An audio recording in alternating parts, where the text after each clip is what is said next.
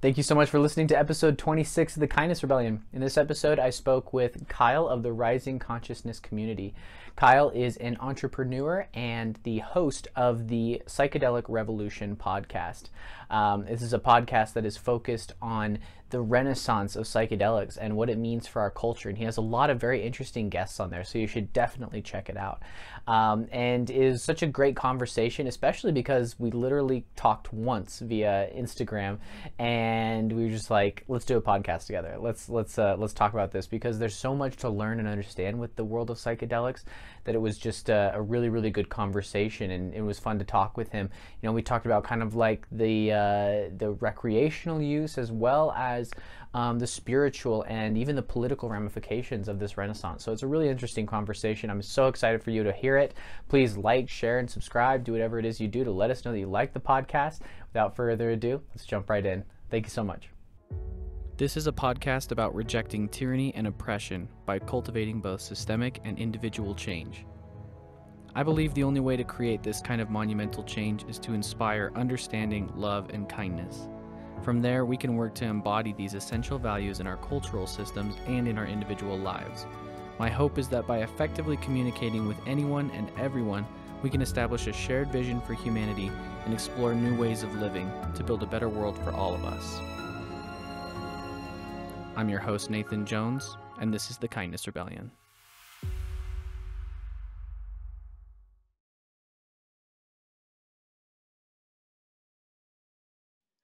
Hey, Kyle, thank you so much for joining me on the Kindness Rebellion.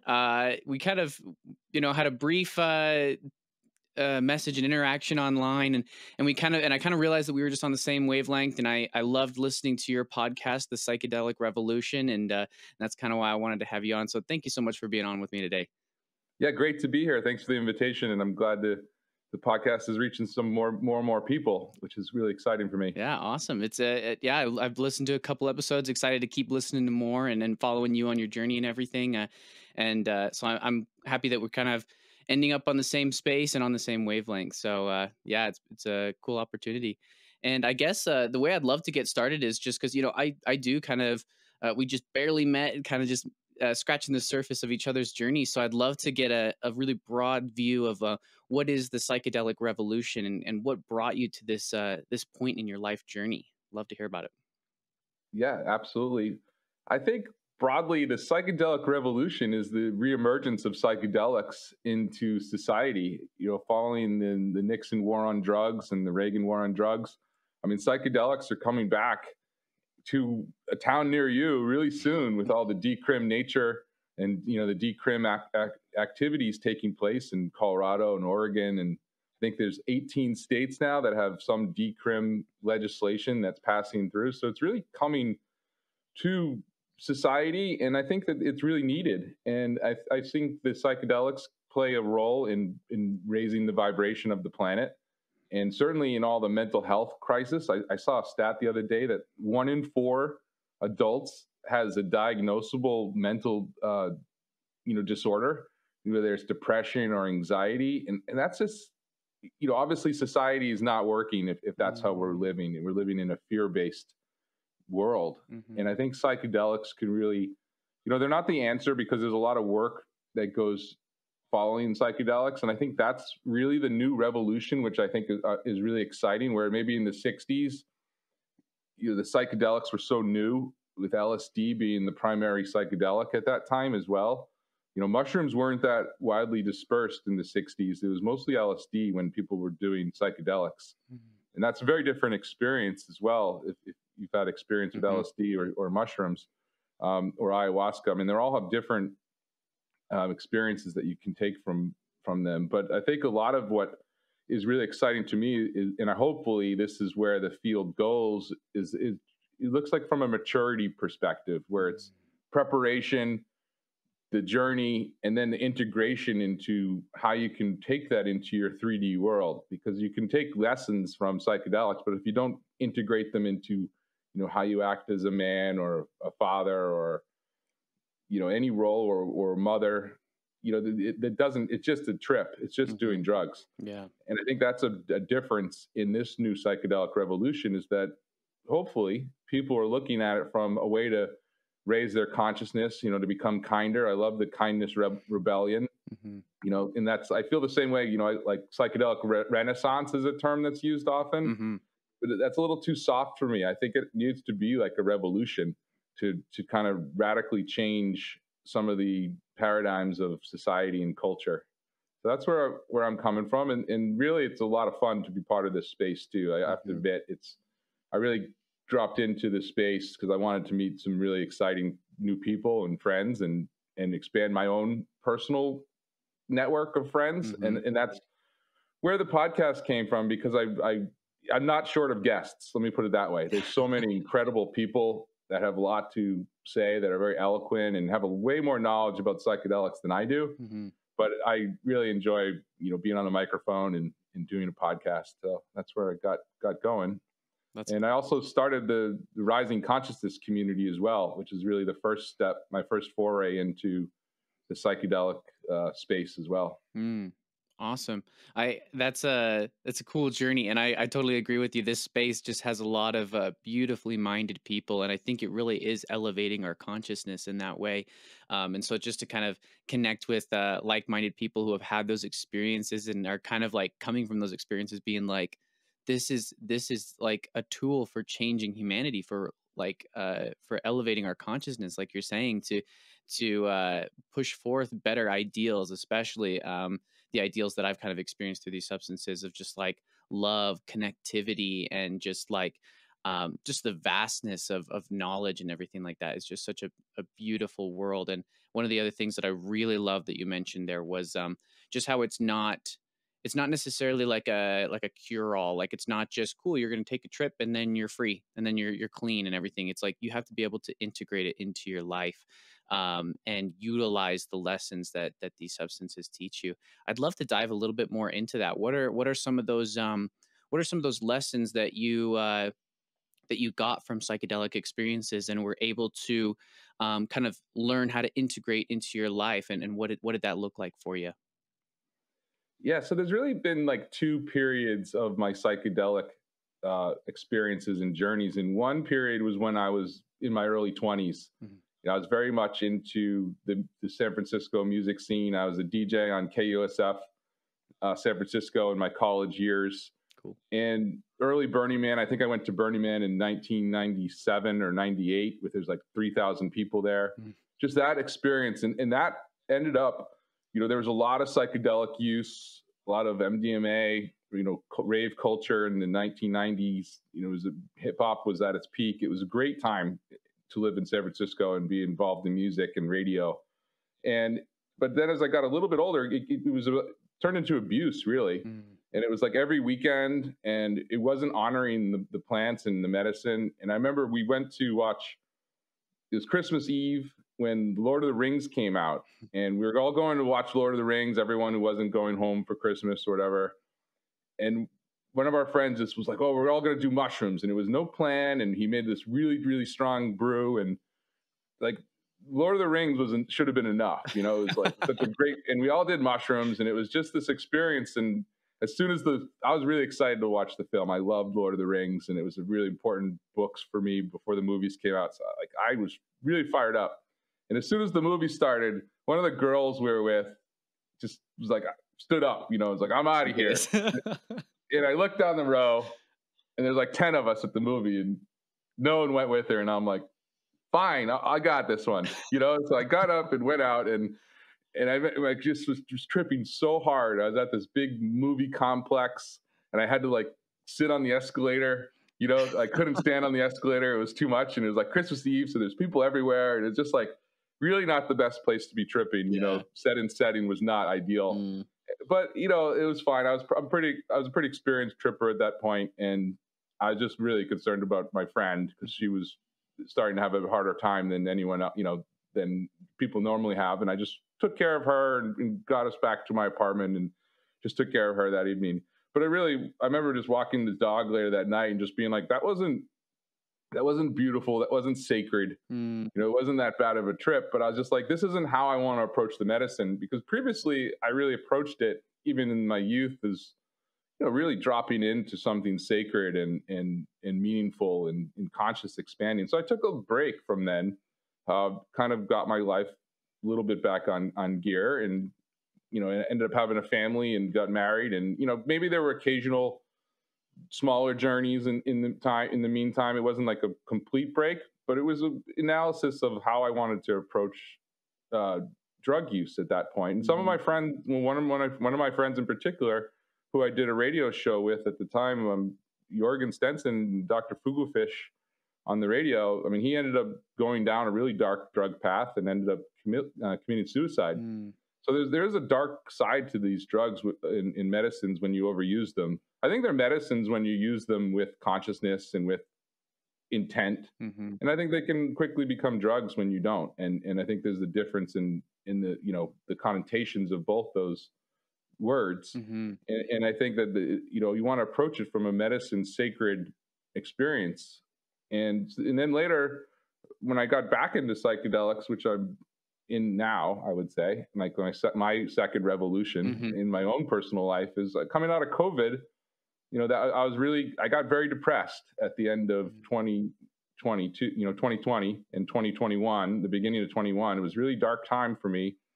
And I, like many people, right? But I decided, okay, this is a new way to do.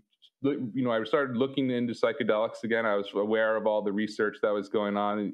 And I read that Francois Borzat's book, Conscious Medicine.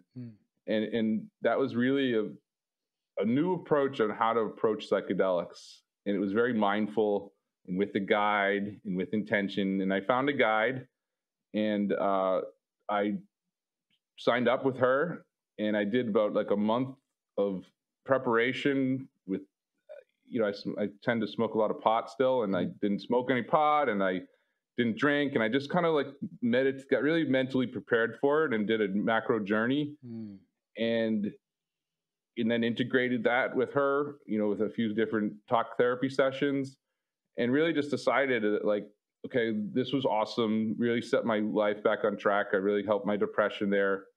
There's still some areas to work on, but I decided to start a psychedelic organization at that point and to connect with more people like this, because I felt, this is really a new way of approaching psychedelics, and I wanted to share that, like the maturity approach to it, because I think I had a lot of experience with the non-mature approach as well. And I think that, if you look at fears I have in where the psychedelic space is going to go, is that will be like totally commercialized and not approached from a sacred perspective. And so I hope to try to just raise awareness in, different way of doing it. And fortunately, so many amazing people I've been able to meet through the Rising Consciousness community that really are pros, that have way more experience holding space and psychedelic journeys and what can come up and what not. And I've just been really fortunate to meet some really beautiful people. And so that's why I created the podcast, because I said, these people's voices need to get out more than mine. And most of what I try to do on the podcast is just ask probing questions and not tell my story so much, but to hear from their perspectives. Yeah, I like that. Well, I'm happy to give you a chance to share your perspective and your experience here, because I think that's the really powerful thing about psychedelics. Like when you have those experiences, they just have these this powerful influence over your life, where you just are, it sounds like you had these experiences that made you want to really drastically change a lot of your life. And yeah, it's wonderful to hear from experts and understand the perspectives and the history and the deep knowledge. But even just hearing your story and even thinking about my own story, it's really beautiful to see how these play a very powerful role in everybody's lives that experience them. So thank you for your work with amplifying these voices in the psychedelic community, because it's very, very important.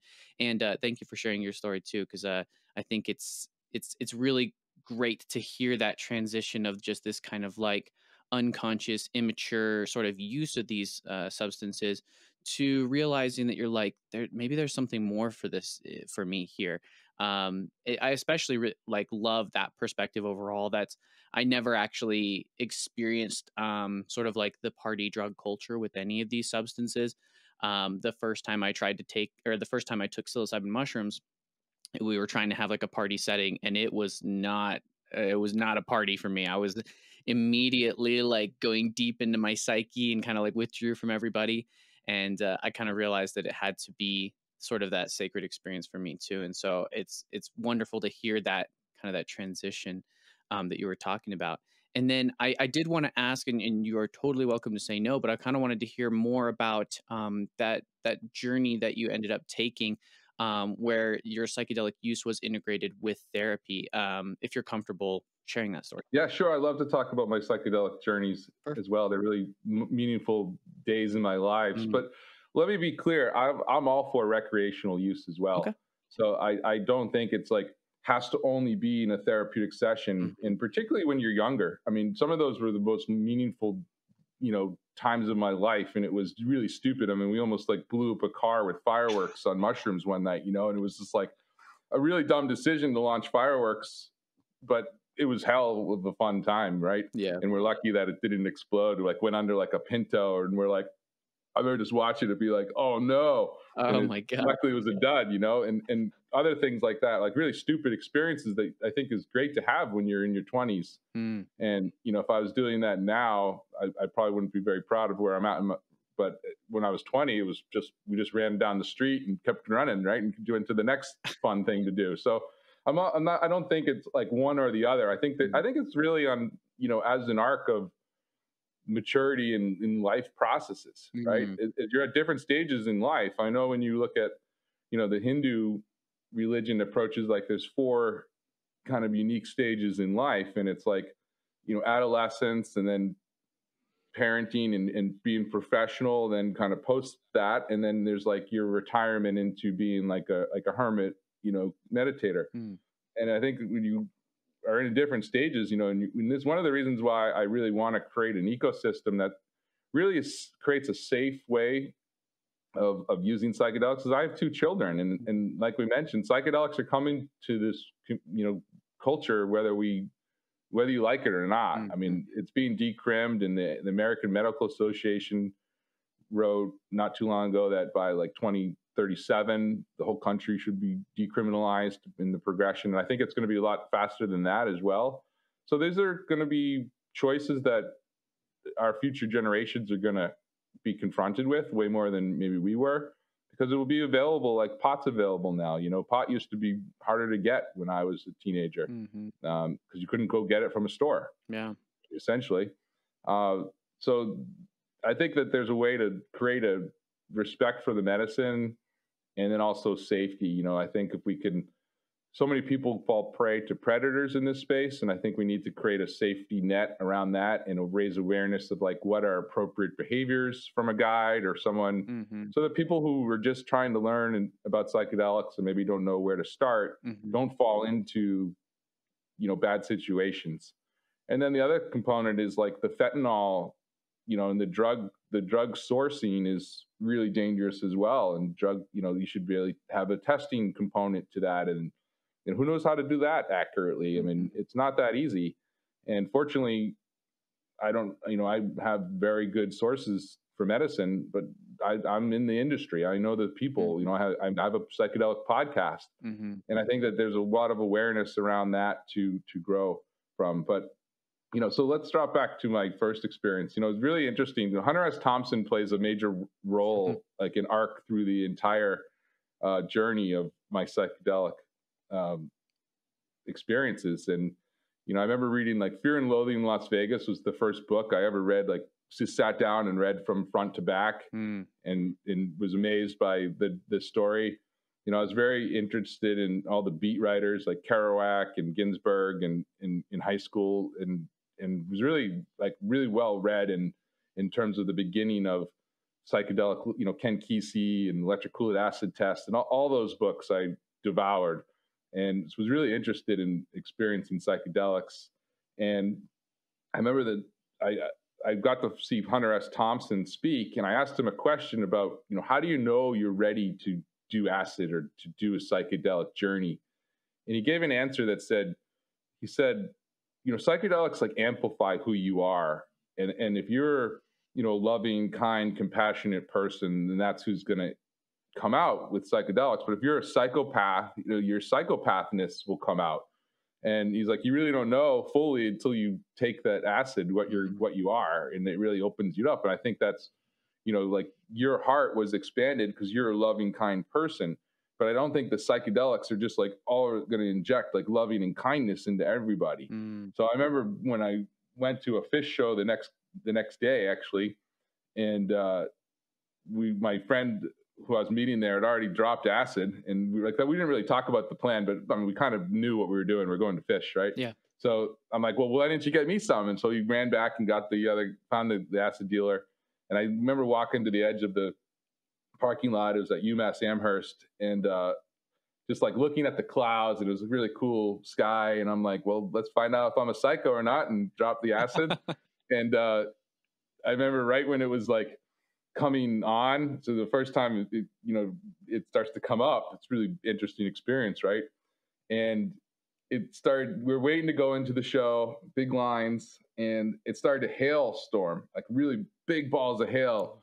And me and my friend were just like, we didn't know if that was real or not. And everyone's running for cover, and we're just like looking around, getting pelted with hail bombs. And I remember we had to ask someone, like, I was like, is it really hailing, or is this like, we just started acid and we don't know? And the guy's like, yeah, dude, don't you feel it hitting you in the face? And then a huge rainbow came out, and then, the crowd had completely dispersed for the hail bombs, and we just walked straight into the center. Wow. And, it was I was like, so then I was like off to the races, that experience. Big ass rainbow came out and everyone started cheering, and, it's a really great day. And then later that day, I remember we just kept we were driving around because we didn't really have a place to stay. We sort of had some friends there, and we just kept I remember we got to like ban listening to Jimi Hendrix on the radio because we ended up just parked. We just whoever was driving was smart enough just to pull over. Yeah. But we like all come to like, be like, whoa, what are we doing? And we're like, oh, we're parked again. We parked like 5 times to get across town, and we were like, no more Hendrix on the radio. So, I mean, that was like immature. That wasn't safe at all, right? But it was really fun. Yeah. And I think that's kind of like a rite of passage when you're younger. That's funny. Which is, it's interesting because, I think a lot of the things that you said there about sort of like the recreational use are very true. Like this revolution, this renaissance is happening whether we like it or not. And trying to control it or pigeonhole it into like, no, it has to be this thing, just isn't going to work because it's just going to become more abundant, as you were saying, and people are going to have more experience. So I really do agree with the idea of like focusing more on harm reduction and a lot of education to make sure that people are simply using it in the safest way possible in terms of like knowing what to expect, knowing what could go wrong, and then just having having safety routes out of those situations if you get into a dodgy situation. I think and I also agree that something you said earlier about kind of the fear of it being commercialized, right? Like I do like that cannabis is more accessible now, but I've also hated just watching it become nothing more than a commodity and kind of what the industry has done to it in sort of just commercializing it and really just using it as a for-profit business and everything like that. And I am kind of nervous about psychedelics being used that way as well, which is why I really prefer the decriminalization route. Like at the end of the day, like it's better to criminalize people for things that are actually like, if someone's going to blow up a car because they're on acid, why don't you just criminalize them for blowing up the car, not for doing acid, right? So like there's things that like we can do there to respect the medicines, and then and just understand like, look, it's kind of like you were saying, like it amplifies certain behaviors, right? So like it's like they were probably going to blow up a car anyways. They just were having some fun, right? But that's kind of the way that I see that whole process, and I'm kind of curious what your thoughts are on that, because I like what you were saying about Hunter S. Thompson, about how he was like, it really just amplifies kind of who you are already. So kind of one of the questions that I had is like, who should and shouldn't take psychedelics? Like, is there really any sort of barriers that should ever be in place to stopping people from accessing these things. Because like you said, like, oh, it's really only a problem if you're a psychopath, but maybe a psychopath isn't really going to be self-aware enough that they are a psychopath until maybe they take these substances. So I'm curious to hear what your thoughts are on that. Like, is there any sort of population or maybe group that you think shouldn't take psychedelics? Or do you think it's just a matter of building those safety nets, like you were saying? Yeah, I mean, I don't think it's for psychedelics or for everybody, but I think particularly if you have any, and I think this is pretty well understood in this, you know, if you have bipolar tendencies or any schizophrenia, I don't think that is well understood. In some ways they may be able to help, but I think that has to do with, like, you really need a trained professional who can diagnose those bipolar schizophrenia components. You know, and if you have any inkling that you may be in that population, you probably are, have a therapist at this point now, I would hope, and maybe just talk to your therapist if psychedelics are a good route for you. I mean, I'm not a therapist. I'm not really a professional in that space, but I think that, I think therapy is a great thing for everybody to be part of, whether it's for psychedelics or not. And I love to see the therapy industry moving into adding psychedelics to their practice as well. A lot of therapists are taking additional psychedelic training. I don't think you need to be a therapist to be a psychedelic guide either. I think there's lots of merit of having a relationship with the medicine directly. But I mean, I'm not really, skilled enough to say who should and shouldn't. But one thing I think is important is that there's this idea of, like, more is always better, and I don't think that's always true. I think the dose should be like as minimal as you need to get to where you want to go, and sometimes that is a macro dose to really open things up. But I would say, start small. If you're just starting out, start with microdosing, or take like a 1 or 2 grams, and go in nature, and go with someone who's not on psychedelics, who can be safe to protect you and make sure you're out of harm's way, and just kind of approach it like that way if you're just getting started, but at the same time, taking larger doses is really, really beneficial as well too. So I think it all comes down, even frequency. I mean, I think different people respond on how often they should do the medicine versus others. And again, I think it comes down to trajectories of life and personality and things. There's no right or wrong way to do this. And I think it really is a personal choice on how to approach. I totally agree with you about the decrim element. I think the decrim is like the most important, component of the psychedelic revolution, because the war on drugs was, I mean, we know that was like a racist plan from the Nixon administration. I mean, it's proven that they planned to, isolate the hippies with marijuana laws, and go after the inner city black population with, heroin, and then in the 80s with crack. And I mean, it's the prison industrial complex is something we should really be ashamed of as Americans.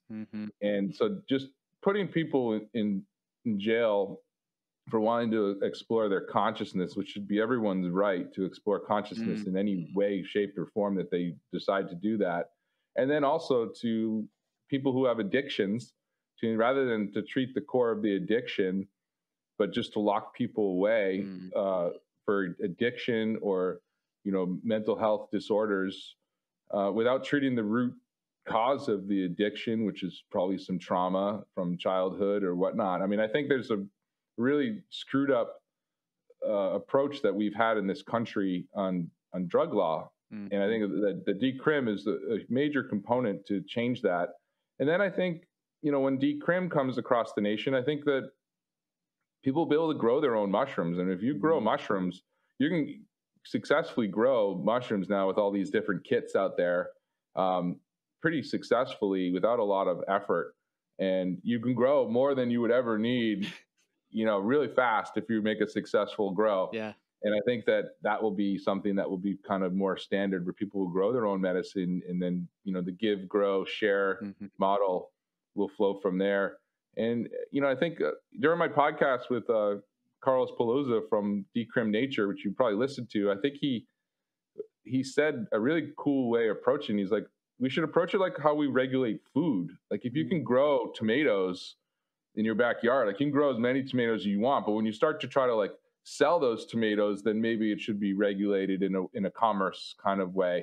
And that's what I think legislation, you know, when the commercialization of psychedelics should look at, like maybe in that standpoint. But if you should be able to grow as much as you want and create as much as you want in your own garden, in your own closet, whatever you want, and not go to jail for that. And that's where I think the decrim nature in work that they do is so important, and also the other decrim organizations as well. So I think that that's a really important change in the future. And what I also, another component of this space, which is really interesting, is the women that are doing psychedelics. And you asked me earlier about like how psychedelics affect me and make me feel. And what they really do is they connect me into like a divine feminine energy, and particularly the energy of like the earth and the energy of the moon and the energy of nature, which is really a feminine energy for me. And I look at like the protection of women and promoting women in this space as being the same energy of promoting psychedelics and promoting the decrim movement. You know, it's all interconnected. You know, psychedelics have been repressed. Women have been suppressed for thousands of years now, at least 2,000 years. And, you know, the purges on the women medicine holders and the mystery schools. I don't know if you've read the book, The Immortality Key. Have you read that book? Oh, you got to look it up. It's Brian Martruska, and he basically traces back the origin of religion through the mystery cults of paganism, and how the mystery cults and even early Christianity were probably psychedelic religions. Okay. I've heard that theory before, but I didn't know like essentially where to like read about it or anything. So the Immortality Key, right? Yeah, the Immortality Key. I recommend that to everybody. When you read that, it really kind of changes. And, you know, a lot of the gospel was like, they just added a couple chapters that made it seem like the men did all the work.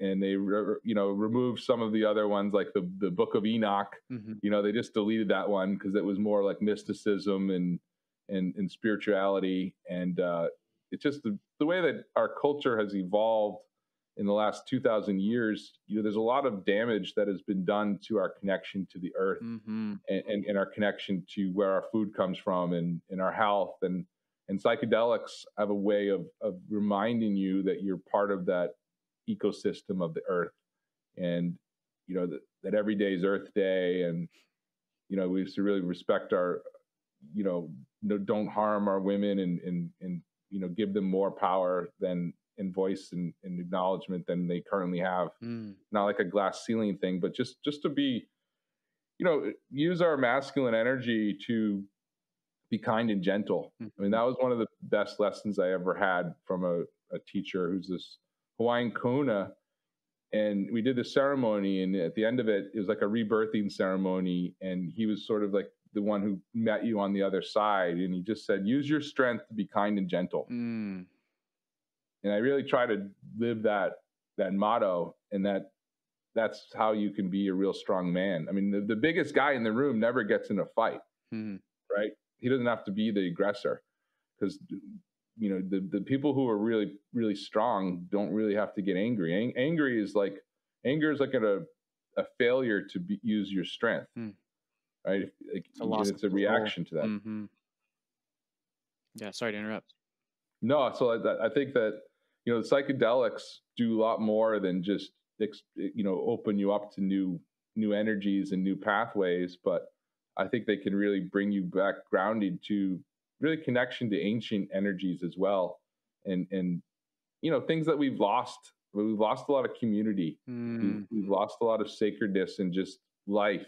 You know, living in the patterns of the harvest and the moon and the seasons. And I think as a species, as a human species, we need to tap back into that and to be a little bit more closer to the earth and to the land. And you know, one of the things that, like the 60 and Timothy Leary, you know, the tune in, turn on, drop out mantra, if you keep listening to his talk on that, dropping out meant like move to the country and be a craftsman as well. So like, and that's really one of the kind of the benefits of COVID. I see is like a way of COVID, totally sucked, obviously, but and how the world approached it and all the misinformation and everything attached to it. And the fear that was implanted, and still today, I mean, people see driving around in their car by themselves with masks on, and you're like, okay.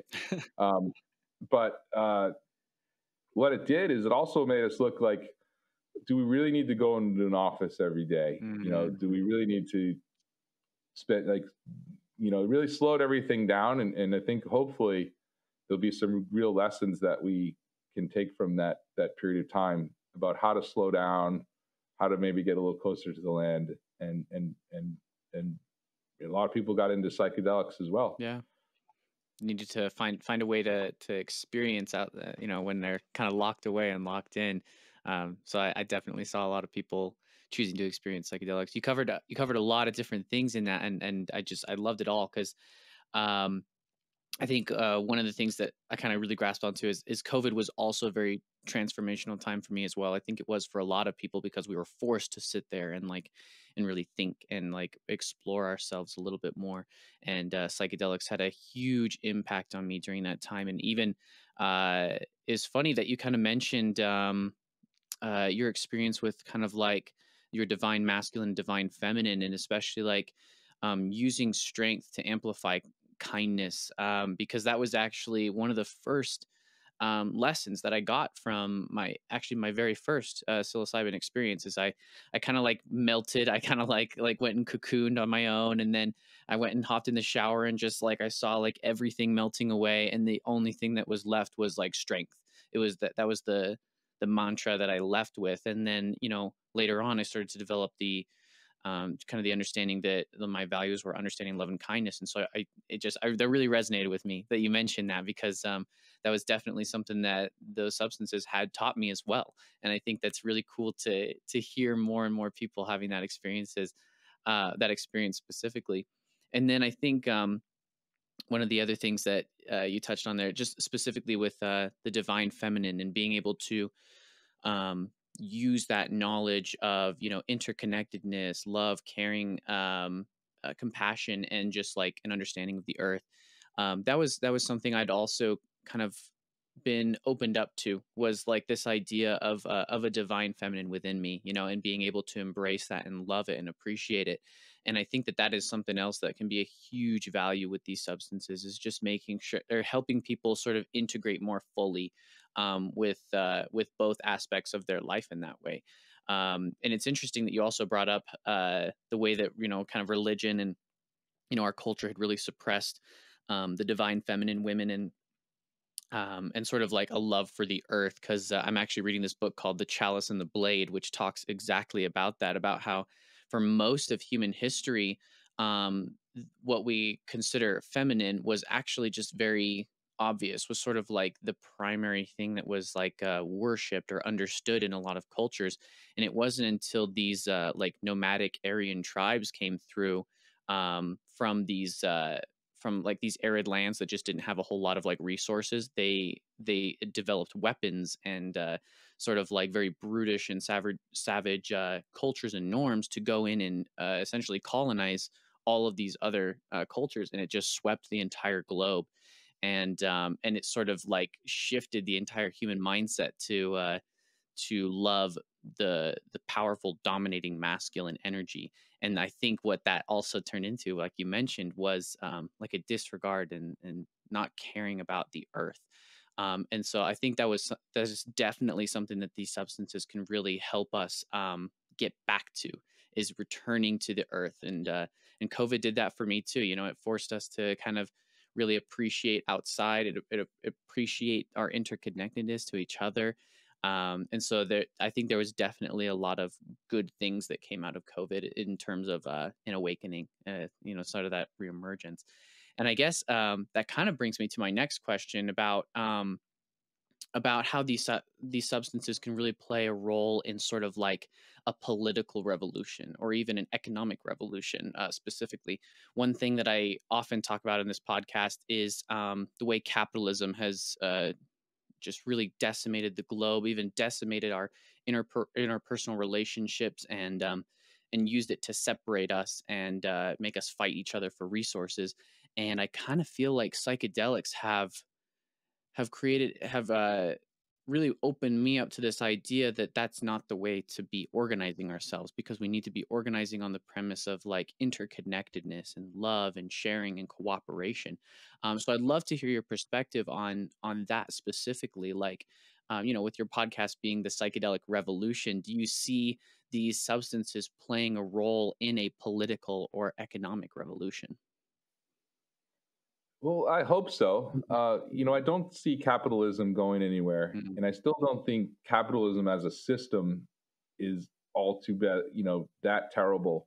What I'd love to see is, and I had this conversation just the other day, is to see more people with conscious minds and in big hearts have more capital to deploy it in areas that could really help people. If they build vertical farms that could help feed the hungry, and invest in systems like that, and in systems that take care of the earth. I think there's a lot of greed that capitalism has obviously continued to push the greed and the take more than you need component. But I don't see capitalism really being torn down, because there's going to be corruption, and humans are not that great in general, and we think we've seen that through the course of history. We can romanticize what it was like, to be in like a hunting gathering tribe back in the day. But, if the tribe next door, you're a bunch of assholes, that's still not going to be that great of a place. Right. So I think that there's a lot of ignorance and greed in the human species. And I think that's why it's like raising the consciousness is more important than really, pulling down like a capitalism paradigm. If we can just begin to treat each other better and kinder and be more heart-centered, then I think the revolution will happen, because we'll make decisions that are focused more on kinder and inclusive policy. I think the youth is something that will be really interesting to see. When more people have psychedelic experiences, they'll be more compassionate, I hope, and vote in that direction. But the two policies, like Democrats aren't good and Republicans aren't bad, and vice versa. I mean, the whole system is really messed up, and I don't think that there's a way to be involved in the current political system that is really going to have a ton of good. So there is a huge room for revolution. I just don't really know what that will look like, to tell you the truth. And I think it's careful to like tear things down, because what you look at like a totalitarian state, I mean, that would be way worse than what we're at now. And I think that it's better to try to work from areas of compassion. Like if you look at like the civil rights movement, for instance, and nonviolence, and being able to gather. I mean, there's a lot of people. I mean, right now there's protests in Israel, there's protests in France going on. The people in Russia would certainly be protesting if they could, right? And I think that the fear to protect is that freedom of speech. The freedom to not go to jail for psychedelics, the freedom to be able to speak up and share your viewpoints. I mean, you look at like, some of the people, like even like this girl from Russia, I read a story the other day. She posted an Instagram post and became a terrorist, or labeled as a terrorist, and had to flee Russia just for saying, being able to speak. And if you look back to like the ideals of the American Revolution and the Constitution, I think we should focus more on like following those ideals, rather than trying to tear it down personally, because obviously the ideals for people of different sexual preferences and races and ethnicities should be built into the Constitution. Was very much white centered approach, white male centered approach, when that was the times that they were living in, but we live in different times now. So it should be equality for all, opportunity for all. And I think that that's one of the great things about America is that there is opportunity can still. I mean, it's harder than it used to be, I suppose. I mean, I wasn't around where it used to be, but if you work hard and study and focus on doing what you do to get ahead, you can pretty much figure that out, hopefully. At least there's a pathway. But I think we need to really protect the marginalized aspects of society, and hopefully more people who have power and who have the resources can contribute to uplifting the people who don't. And I see that like kind of a role as a white man to try to emphasize, not only women voices, but BIPOC voices and marginalized voices in communities, and certainly the indigenous peoples, to protect the indigenous peoples. And, I mean, I look at, have you ever been to the White House? Mm-mm. In the White House, I got a cool tour of there a few years ago, and they have all these pictures of Native Americans all around, like the foray. They're really beautiful museum pieces of Native American chiefs and Sioux Indian Plains and the Plains Indians and different, and I feel like we should really be honoring the Native peoples in this world and indigenous peoples for their wisdom, way beyond just psychedelics, but certainly for psychedelics as well. But how they approach viewing life and seeing spirit and nature and plants and rocks and really to protect that knowledge and lore and information way more than we do as a culture. And I think that like if we had that side of a mindset, then I think that capitalism, would be still a good system. I mean, when you look at like sometimes giving people a phone in India allows them to feed their family because they're able to do a small business or something like that, where they now have an opportunity to do something where they didn't have that before. So there's ways to use capitalism to really create a better world, I think. That's interesting. I'll say I disagree, but like Sure. because really for me the crux of the problem when it comes to capitalism is the fact that it must prioritize profit, and by doing so prioritizing extraction, and therefore requires inequality. And so I think there's a lot of contradictions when we believe that like we can use the spoils of capitalism to help marginalized communities, because in order to gain those spoils, we have to exploit those communities and create that inequality. And I think that that's where I really see it as the root of the problem, because even though it pulls resources, and then we can try to say like, oh, let's get these marginalized groups access to capital. Those with access to capital then need to extract it from other groups, and so it's just this constant need for inequality and extraction. But I do see what you're saying in terms of like it's not valuable to simply destroy it. It's not valuable to simply say, okay, well, we're going to identify this one thing and really disregard the way that everything is interconnected and interrelated, and just try and tear that down, because then I think it will create that totalitarian state that you're referring to, that sort of that vacuum of power.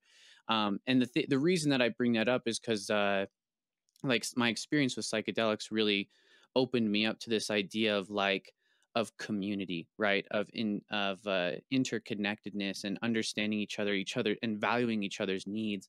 And I just had this very deep sense that capitalism as a system is incapable of caring about people, especially just from the very fundamental nature of working in a capitalist environment where you have a totalitarian master who is the capitalist, and then you must essentially enslave yourself to them for 8 hours a day. You must focus on their goals and their needs and their need for profit, and they will pay you as little as possible.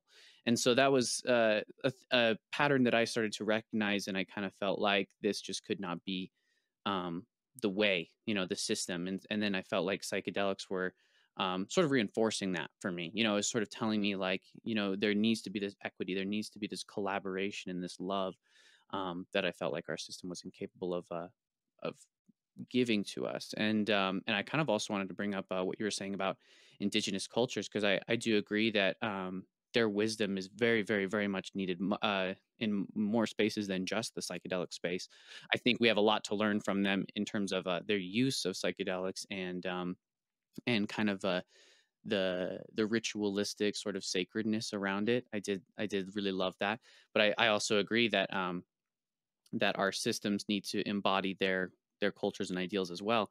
And I would argue that is very antithetical to capitalism in many ways, because it was so focused on caring about the needs of the community rather than the needs of self. And I'll give you a chance to kind of speak to that if you'd like to, and then if we'd like to, we can kind of talk more about indigenous wisdom in psychedelics, as well as just kind of in community settings, and why we think that they've kind of been largely removed from the conversation, and kind of just your thoughts on that. Well, have you ever read the book Black Elk Speaks? Mm-mm. No, I haven't. So that's a really beautiful book. I believe it's Joseph F. Brown, and he was so he got to sit with Black Elk, who was a Sioux elder, and you know, sort of Black Elk was one of the generations that was, you know, pre-white man, and then, you know, with white man, and then it was an elder at that point. So you kind of saw the degeneration of the Sioux Nation from what we think is, you know, utopia, what we, you know, I think would be a great way to live, right? Yeah. But and then to living on a reservation in Oklahoma, when he was interviewed by Joseph F. Brown. But Joseph F. Brown really had a really respect for the Sioux Nation and was documenting a lot of what they talked about, and a lot of it was you should really read it, but a lot of it is the idea how spirit is everywhere, and the spirit of God, you know, or what God was. I think it's Wonkin Tonkin. It was the word that I believe he used. I definitely didn't say that right, but it was very much like just being part of, you know, the river had spirit and the rock had spirit, and so did all the animals, and you could talk to the animals and communicate and be part of the ecosystem, and, you know, only take what you need. And I think that's the biggest problem with capitalism, is what you said, is that it's always extracting more than you need. But, you know, if you created a company, you know, you could pay your employees. You don't have to make a full extraction. You could pay them really well as well, and make a little community within the company, potentially, and everyone does well, and, you know, pay the people fair wages. And I think that's a way that we can really start to shift the world, is to look what you're buying, you know, look where you're buying from, and look at the ethics of that company. And I think that, you know, psychedelics, some of the companies in psychedelics try to do that pretty well, but maybe not to the point where they really like fully embrace it. But if you look at running, you know, a fair trade coffee, for instance, you know, coffee has a lot of dark history as well. But you know, you can look to make sure you only buy and support products that are fair trade, or you know, treat the animals ethically if you're buying chicken or eggs or milk or whatever the system is. And that's a way to vote with your dollars, because if you're not buying the product that's, you know, cramming the chickens into these little cages, they're going to go out of business, and they're going to adjust their processes. And I think that really as a group of buying power is a way to maybe shift the way that capitalism works a little bit, and to look at your own buying habits of you know, of where you can support, you know, women-run businesses or minority-owned businesses, and that. But I mean, I don't have the answers. I don't know what, you know, my problem with just saying capitalism is not a good system is that it's the system we have now, you know, and I want to see change in my lifetime. And I think it would get pretty ugly and dark if we just, you know, if there's a huge depression that came and everyone, you know, all of our systems completely got wiped out. That'd be worse than where we are now. And I also don't really have a lot of faith in humanity, where I believe, communism wasn't great for most of the people who lived in like the Soviet bloc and all those communist countries either, because it got equally, right away, it got incredibly corrupt, and people at the top kept everything. And that's basically how capitalism has been set up now, where if you look at like the 1% of people who own everything, they really own everything. They own like more than half compared to the rest of the people. Yeah. And if it's a little bit distributed a little better and had better processes on how we extract and don't always over extract, it might be a better system. But, if you look at, I remember reading about the Gilded Age and, the first real gilded merchants like Rockefeller and Carnegie and those type of magnates. The distribution of wealth is even way worse now than it was in the Gilded Age. And you're like, some people had golden toilets and some people didn't get to eat at all.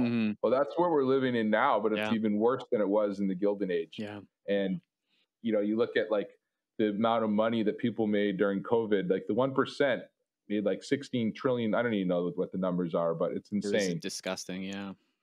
And, the other thing too, is if like, all of our money goes to defense spending and weapons and prisons, prisons, and the amount of nuclear bombs that we have on this planet is just insane. Yeah. I mean, one of them would be fine. So we really need like 20,000. Like, come on, Yeah.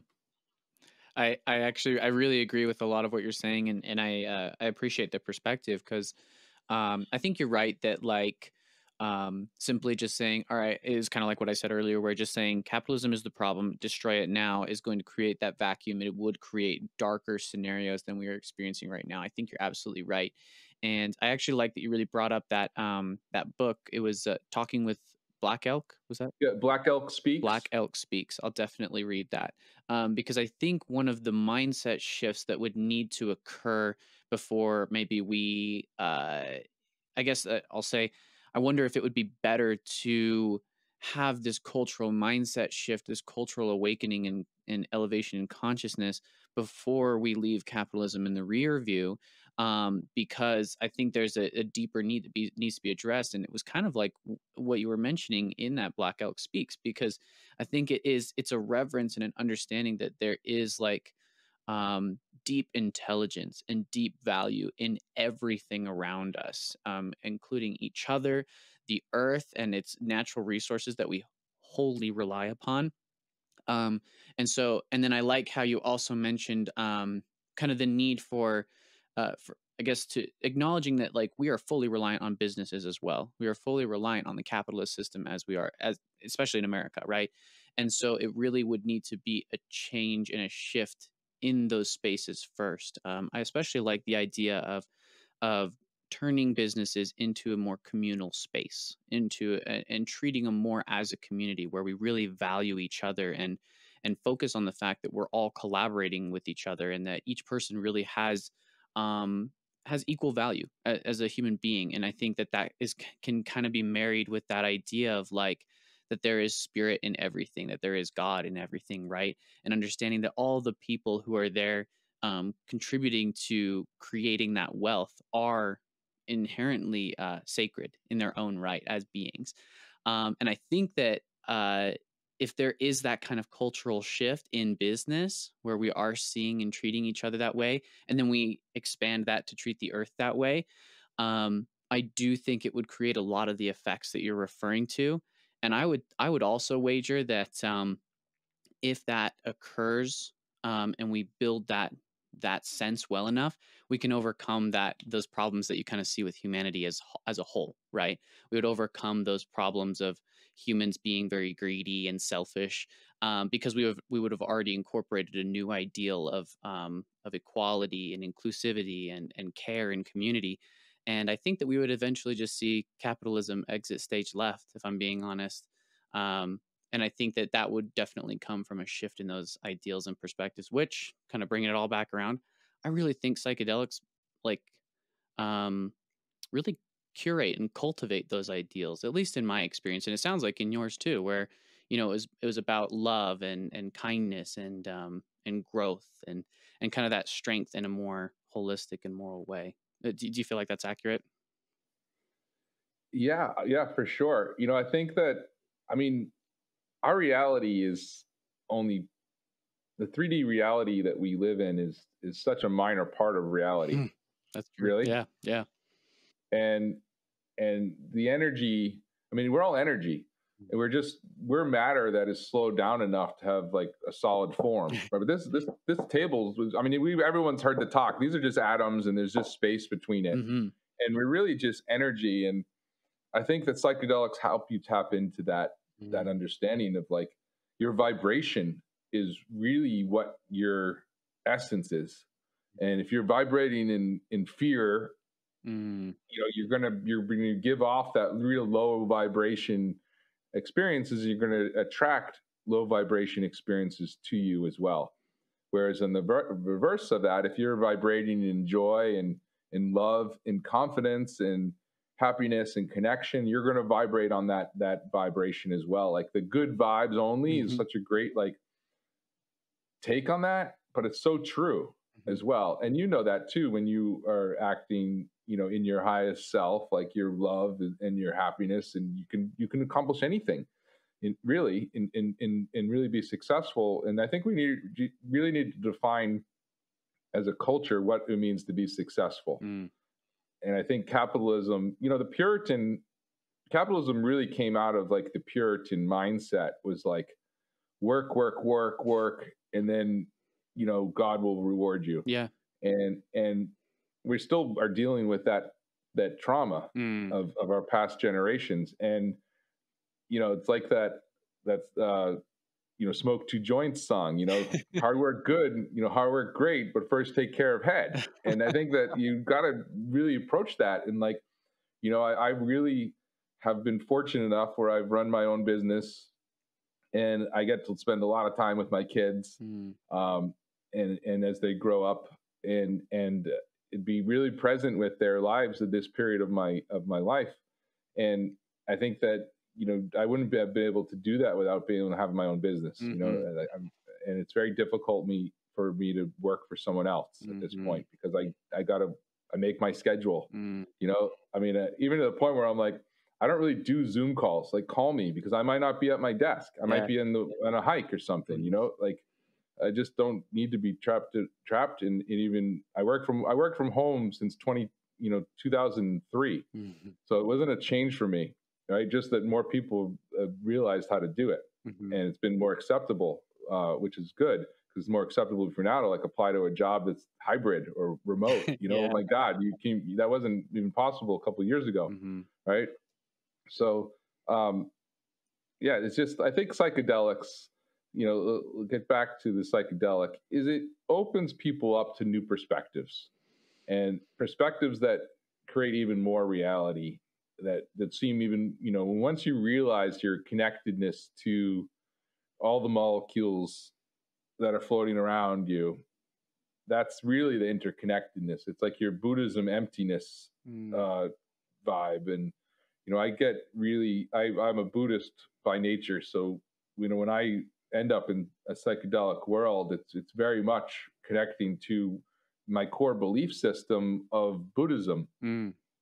And what that means to me is really, karma and the golden rule of living how you want to, treat others how you want to be treated, and live from a heart-centered perspective, and to spread love and joy, and treat others as you want to be treated, really. The golden rule is just a really beautiful way to live. And I think psychedelics bring that back to you. I mean, you don't want to start like coming up with ways to rob people and steal people, and take advantage of people. Although, that does come out sometimes in psychedelics as well. So it's not like psychedelics are really an end all and be all. But, there's one thing I wanted to touch on. I'm not sure if this is something that's come up recently in a few different discussions about, like when you're doing psychedelics, you're really opening yourselves up to other energies as well. And it's not always like the universe is not only composed of good energies and positive energies. There's a lot of darkness and and negative. And you can get entities that can be attached to you as well through a lot of psychedelic exposure, because you're open to different energy fields, and a lot of those energy fields can really be love and power and good, goddess energies as well. But if you're not aware and doing protections and having people to talk to, you can also get attached to really negative energies as well. And I think there's something to be aware of that, and that's like the more sophistication of psychedelic journeys and working with more sophisticated guides. And I think a lot of that's really where some of the more like mystical indigenous teachings are so important, like Carlos Castadina, there was a lot of other side, sorcery energy as well that you're open to. And I don't know if you've ever experienced anything like that, or have sort of seen some of the weirder things in psychedelics to be aware of. But I think that what you're really doing is you're opening up different wormholes to energy centers, and on your higher psychedelic journeys. And I think there's something to be aware of. Your mindset when you go into a psychedelic journey is what also, law of attraction is something like one of the main principles I believe in on this planet, and in any planet rather. The energy that you put out is the energy you attract. And if you're coming in like with a dark, hateful energy, you might attract some dark, hateful energy to you, and some entities that can attach to you. I know that I just saw a podcast with Jordan Peterson and Dennis McKenna talking about this entity, and I think that's really, if you don't believe me, then that's a great place to start. But there's really lots of parallel. I mean, do you believe in parallel universes? Yeah, I think I do. Yeah, sort of like multiverse and everything. Yeah. Yeah, I mean, the multiverse is like it's the idea that like Facebook's kind of co-opted this multiverse, but there's really like one of the really interesting ways of looking at this is that you can be on this planet and living in totally different vibrations and universes than others. And I think that that's really true. And sometimes when you raise your vibration, people who were previous in your other vibration no longer really fit in to that vibration. And you find like new friends and new experiences. And, you kind of leave people behind who aren't raising their consciousness up. Yeah. And I've noticed that as I've gotten older.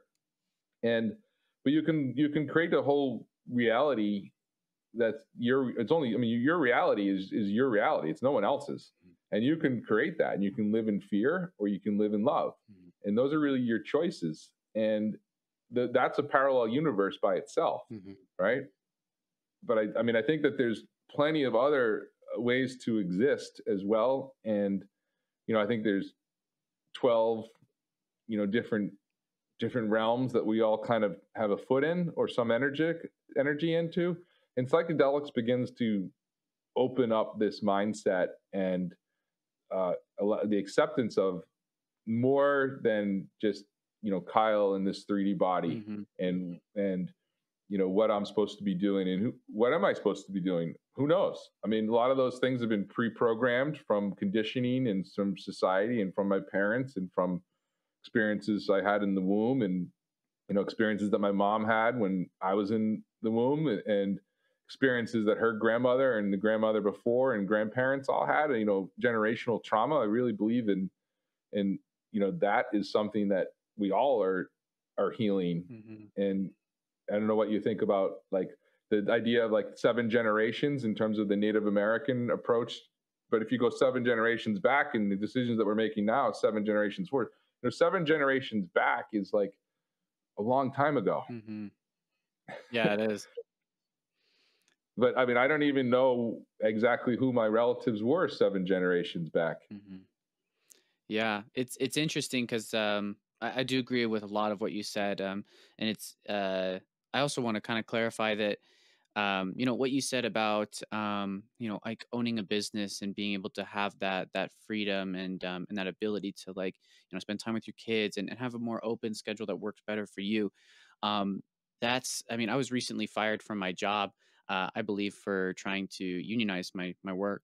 And I've been just like terrified of just going back to another job where it feels like somebody kind of owns me, or like I'm going to have to work for somebody. And so I've really been thinking a lot about starting my own business and trying to figure out kind of that whole process, because I think it in this world right now, in this reality, is a means of freedom, and is a means of being able to have those opportunities that you're discussing. So I truly believe that it is valuable, and I'd love to see kind of that growth and being able to operate a business the way that I think is more ethical and things like that, and kind of just pulling in all of the other points that you were mentioning about sort of the cosmic truth, and the fact that like there's all these different realities and energies that we're being exposed to, both under a psychedelic experience and outside of a psychedelic experience.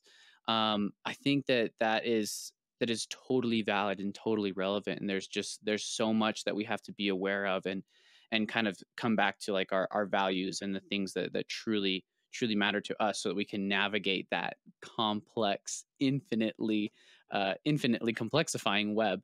And so I do appreciate you bringing that up, and especially kind of mentioning the intergenerational trauma, starting to use these experiences to become aware of like what factors have influenced us or are currently influencing us, and how we'll continue to influence everybody else in our spaces, with all that knowledge. Because I think that kind of awareness and rising consciousness is going to be really, really big, and a huge piece of how we kind of move forward, so that we can actually give more power and more strength to the ideals that we truly care about, like understanding love and kindness, instead of these other energies like you're referring to, those kind of darker energies and entities that can very easily grasp us in sort of a darkening world that we're seeing right now. So I really do appreciate that perspective.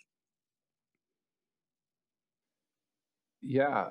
Well, happy to talk to more about any topic you want to go with. I could keep just I think that there should be. I mean, being alive is beautiful. It is an amazing, lucky gift we have to be here right now, and technology is beautiful too. And this ability for us to be able to communicate through these computers and with the technology, I mean, that was all started from people having brilliant ideas and capital behind it to make that happen. But I think that, it has to come back to values and how you, as a society, like what type of values do we want? I mean, if we had a world where everyone could work 20 hours a week and have enough to feed their family and a roof on their heads, and spend the other 20 hours a week, playing with their children who, and I mean, there's the world we create that has been shaped is not the way it has to be. Right. So like capitalism doesn't have to act the way that it does now. Like a free market is not the problem. It's how people have engaged with the free market to exploit, and why people, some of the, I don't know many billionaires, but I've heard that some of the billionaires are like the most miserable people on earth. And I totally kind of agree with that. I wouldn't be miserable. I know that, but I also don't think I would keep more than like $50 million either. I think I'd be like quickly distributing it and have all sorts of cool things going on. Like, I always fantasize about like what it would be like to be a billionaire. And I came so close to making so much money so many times that I'm like, just on like, I knew to buy Apple stock in 2000, like everyone did, I mean, Apple, when they came out with the iPhone, it was like the most clear like symbol of like, this is going to be a good company. Or Tesla. I mean, these awesome cars that don't run on gas. Okay. Like, of course I didn't do that, but it's not that freaking difficult to pick something out. Of course you need some capital to begin with, but like, I think everyone can go back and like, it would have been nice to have bought a home in 1990, right? Yeah. Or in 2008. They seemed really expensive then too. Yeah. Right. But at the same time, like, I don't think it's that difficult to make enough. And I'm not in a position. I mean, I'm not rich, you know, right now. I know it sounds like I'm talking like I am, but I'm richer than a lot more people. But I'm certainly like living paycheck to paycheck right now, as I'm kind of in between companies. You know, in between companies, I mean, I'm trying to start another company, and I closed down a company I ran for 15 years and just exited because it failed in COVID. You know, it got crushed. But at the end of the day, like, I feel intense gratitude for my life and for my brain and for the ability to have these conversations and for other people to start resonating with that. I mean, that's one of the things that I'm really lucky. I mean, if you just drop into a lot of places in society and start having this podcast, people are going to be like, dude, that guy's fucked in the head, right? And you and I are like, on the same wavelength, debating the intricacies of like a capitalist system that we're going to tear down and rebuild through mushrooms, you know? Exactly. And it's not that far-fetched for us. I mean, there's ways, like, it's very possible that could happen. And I really believe that. I think that, you know, a couple of years ago, there was a meteor that just missed the Earth. And it was like it would have been the equivalent of like 4 Hiroshimas, oh my God. like the impact it would have had. And I remember being like, you know, that would have sucked initially, but that might have been like what we need to wake up, you know, so like start over. Well, like if a nuclear bomb goes off, like if Russia said, like, God forbid, right? Like, I think people would be like, what the fuck? You know, like, we got to really just like, all right, like, scrap everything. Like, everything will be scrapped. Yeah. Like, work will no longer matter, you know? Like, I don't think you really worry about paying your bills either.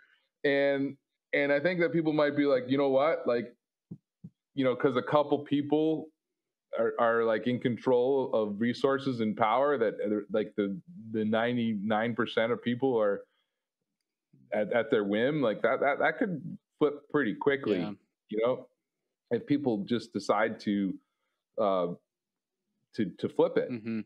And you know, like when like communism came down, it came down pretty quick. And unfortunately, like, you know, this is a little controversial statement, but like, I mean, if Bill Clinton didn't get a blowjob in the White House, Putin never would have risen to power.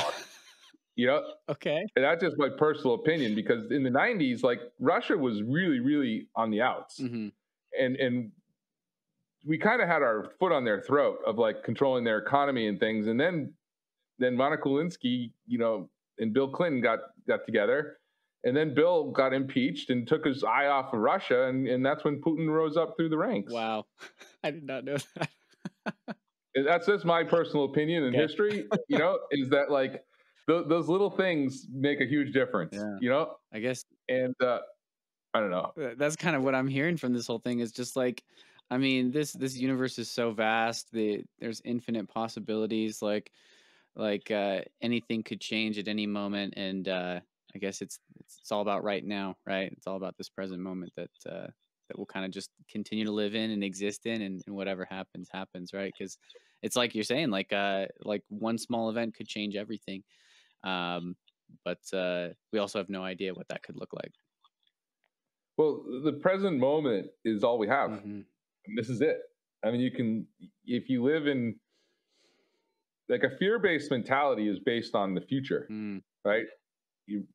The past is based on, like, you know, if you live in the past, it's on regret and how you acted before, but you can't go back. You can't change the past, which I think a lot of what psychedelics also teaches you is that it's really about self-love. And I think that psychedelics can really open up people to be like, you know what? I need to love myself and have respect for myself, and to be able to forgive myself for any mistakes and actions that I regret doing. But if you just wallow in, I'm awful, I'm the worst, I made these mistakes, like, you never can really progress as a human. And I think that psychedelics open that up too, for like healing and allow you to look at maybe some trauma in the past, that whether it might not even have been your fault at all, but you know, what you experienced is something to heal and to work through and to forgive yourself, so that you can have more self-love. And I think that self-love is something that those are tools that should be taught in school, you know, and forgiveness and opening up and particularly when we talked about like as a masculine energy, I mean, tapping into your divine feminine is a lot about tapping into your self-love. It's that nurturing grandma energy that like you need to be able to master that technique of like really respecting yourself and forgiving yourself and loving yourself. I think that's also what psychedelics have taught me in like my later years. You know, my more mature approach to it is like whatever errors or, you know, everyone has bad days, right? And it's whether you wallow in that bad day of, you know, I wasn't my highest self yesterday. Okay, sure. But I went to bed and I woke up and I said, oh, today I'm going to do my best to be my highest self and put that day behind me and move forward. And I think that that's really what psychedelics have also taught me, is that like you do your best to be your kindest and most highest vibrational self. And that's all you can really do. Yeah. And you forgive yourself when you don't do it. And you obviously, you know, put in practices that help, like yoga and meditation and exercise and eating better, and just honor your body by taking care of it as well.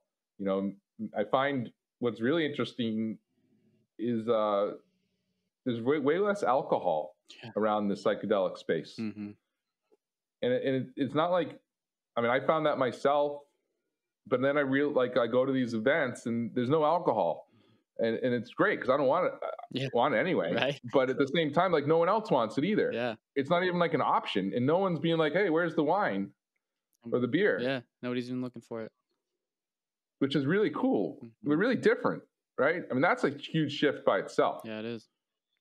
One of the problems with the cannabis industry is that, so my history with cannabis is long and sordid, where basically as soon as I finished my athletic career in college, high school, I knew I wasn't good enough to be an athlete in college. So I just like started smoking pot. and I knew it, like I made the transition, like my last game, and I'm like, all right, now my athletic career is over and I'll move into go lab a joint. Yeah. Yeah. So, but for the first like 2 months of smoking pot, I'm like, this shit's not working, because I expected it to be like LSD. I expected like all of what I read about it. I'm just like, no, it's not working. And they're like, dude, it is. Like, you're just as high as we are. And I'm like, no, like the walls are still there, dude. Like, it's fine. So I really I thought it didn't work for me until I realized what it was supposed to be doing. But getting back to the problem with the cannabis industry. So I was a member of the very first Cannabis Cultivators Club in San Francisco with Dennis Perone, who is one of my heroes. Dennis Perone is do you know who Dennis Perone is? Okay, so Dennis Perone wrote the first medical marijuana bill in California. I think it was Prop 215, which was, medical marijuana use. And during the AIDS crisis, he lived in San Francisco, and during the AIDS crisis, he sold pot out of his store to people with anyone, but mostly people who had AIDS and wanted to smoke pot to help deal with the pain and all the things that went with AIDS. And AIDS was a really incredible crisis in that area, in the Castro area. I mean, it was the gay population of San Francisco, and houses became hospices and stuff like that. It was just terrible. And then he evolved in writing the first medical marijuana bill, and I was a card carrying member to that. I was a caregiver for my friend who wasn't really sick. There was some leniency on getting people in there, and it was a 3-story building on Market Street, and it was a really beautiful place. And it was this big loft, and there were a lot of sick people, a lot of people with AIDS, a lot of people who were just sick. And then there was a third of the population were like people like myself that were just like potheads that wanted to go in there. And you would like go in and buy like the good strain, and then you'd sit down and people would like wheel up in their wheelchairs and join your table, and you would smoke them all up, because that's how it worked, Mm-hmm. right? And but you'd talk and hang out with them, and it was a really beautiful experience, and that led to all the medical marijuana initiatives throughout the country. It was the work Dennis started and others. But this idea of not having like a place to socialize where you buy your pot and you leave, right? There's not like a restaurant or a place where you can sit down and hang out. Mm-hmm. I mean, there are some of them, but I think that there should be a lot more, in centers where you could have like music and it could be like a yoga studio where you can also smoke pot, Yeah. and vice versa. And that's something that like they didn't set that structure right. And I think that, down the road, I could see a combination of like conscious medicine centers developing where there'd be like social centers Mm-hmm. and social,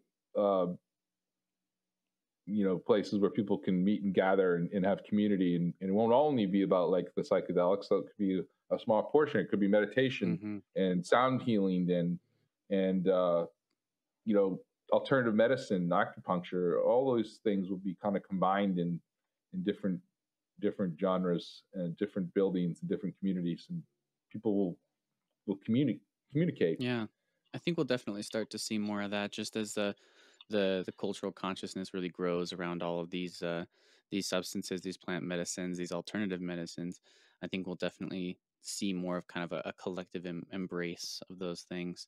But we're getting close. We're pretty much running up on time here, so we can kind of start leading out here. But Kyle, I just wanted to say thank you so much for coming onto the Kindness Rebellion and sharing your experiences and your wisdom on these substances and just kind of hearing me rant about capitalism for a little bit and being a good and just being great about kind of engaging with me there and having these discussions. These experiences are very, very important for me, and I really love being able to work with other podcasters and just keep sharing information, growing and learning so much.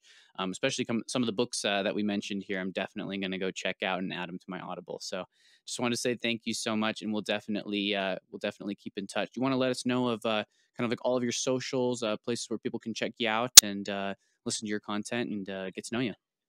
Yeah, sure. So there's another book too. There's the Black Elk Speaks Mm-hmm. is one of them, and then there's another book by the same called The Spiritual Legacy of the American Indian, and that's also by Joseph F. Browns. That's a great book. Nice. And really gives a lot of background on different Native tribes and their philosophies around spirit and religion, are what we would say religion, and they would say their way of life. And I think that's the difference. Yeah. And then, so the Rising Consciousness Community is an organization that I started, and we generally have some conferences. We will be planning that. The website kind of sucks right now, but it's risingconsciousness.org. And then we have the podcast is Psychedelic-Revolution. And those are the two main things. The Rising Consciousness Community is the Instagram, kind of holds it all together, and I post up there mostly. So those are the ways to reach me, and anyone I'm happy to talk to at any time. So people have questions, I'm always just email me at kyle@risingconsciousness.org, and I give a lot of advice to people about if they're doing journeys or looking for guides or retreat centers, and that's sort of where the Rising Consciousness is becoming sort of like a resource center for cool courses. There's an ayahuasca microdosing course in Peru that people can learn about and go do ayahuasca microdosing, and a lot of really cool retreats of different members of the Rising Consciousness community. There's a great cultivating course going on with Oakland Haife. Oh yeah, awesome. And there's a lot of great resources for people, and my whole goal is to really create a safe way for people to explore their consciousness without going to jail and without having any abuse happen. So that's the main message, is really be, trust your intuition when you're choosing a guide, and ask for references, ask for whatever you think. Look at it like if you're going to get like eye surgery, how would you choose your eye surgeon? And that's what I say, choose this, use the same level of diligence when selecting your guide. And when you're choosing, your medicine provider as well, and just be really conscious, because I really believe that even the energy that people put into growing mushrooms, that's going to affect your experience. So if you're just getting them from like, someone that's just looking to be an extractive capitalist, then you're going to not get that full earth energy vibe. Mm-hmm. So, just be really conscious that you're dealing with energy when you're dealing with psychedelics, and you want to try to stay in the really positive, joyful, kindness and love. So I love your work, and thank you for having me on, and hopefully I shared something of interest and some wisdom. You definitely did. Thank you so much, Kyle. All right. Thank you.